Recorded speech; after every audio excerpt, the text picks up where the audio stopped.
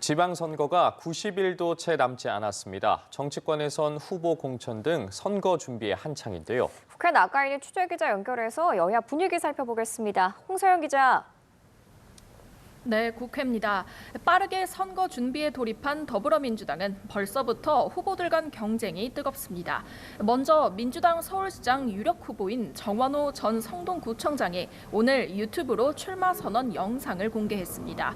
앞서 이재명 대통령의 공개 칭찬도 받았던 만큼 이 대통령처럼 출마 영상을 선보이며 명픽 굳히기에 나섰다는 해석입니다. 각종 여론조사에서 정 후보와 선두를 다투고 있는 박주민 의원 역시 오늘 비전 선포식을 열면서 서울시장 경선이 달아오르는 모습입니다. 정청래 대표는 공천 작업이 한치의 오차 없이 진행 중이라며 속도전을 강조했습니다. 발언 들어보시겠습니다. 역사상 가장 빠른 공천을 통해 우리 후보들이 현장에서 한 발짝이라도 더 뛸 수 있도록 승리의 기틀을 조기에 갖추겠습니다. 민주당은 승기를 확실히 잡았다는 판단 아래 각종 개혁 작업도 속도를 내고 있습니다. 한병도 원내대표가 직접 키를 쥐고 이재명 대통령 사건의 공소 취소를 추진 중인 가운데 오늘 관련 정책 토론회도 열렸는데요. 이 자리에서 정청래 대표는 공소 취소를 하기 위한 국정조사를 하고 곧바로 특검까지 추진하겠다고 못 박았습니다.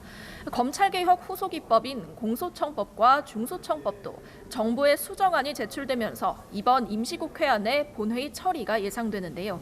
다만 이 대통령이 옥석을 분명히 가려야 한다며 거듭 강경파에 제동을 거는 메시지를 내면서 추가 수정을 요구하며 반발했던 의원들이 입장을 철회할지 주목됩니다. 네, 반면 국민의힘은 오세훈 서울시장이 공천을 신청하지 않으면서 노선 갈등이 임계점까지 도달했다는 평가가 나오는데 오늘 긴급 의원총회가 분수령이라는 전망입니다. 네, 국민의힘 긴급의원총회가 조금 뒤 3시부터 시작되는데요. 다가오는 지방선거 대책은 물론 계속되고 있는 당의 노선 갈등과 관련해 격론이 오갈 걸로 보입니다. 특히 장동혁 대표의 노선 변화를 요구해왔던 오세훈 서울시장이 공천 신청을 하지 않으면서 오늘 의총이 국민의힘의 운명을 가를 중요한 분수령이 될 전망입니다. 당의 지지율이 침체 국면을 벗어나지 못하면서 TK를 제외하면 국민의힘은 이미 극심한 인물난에 빠진 상황입니다.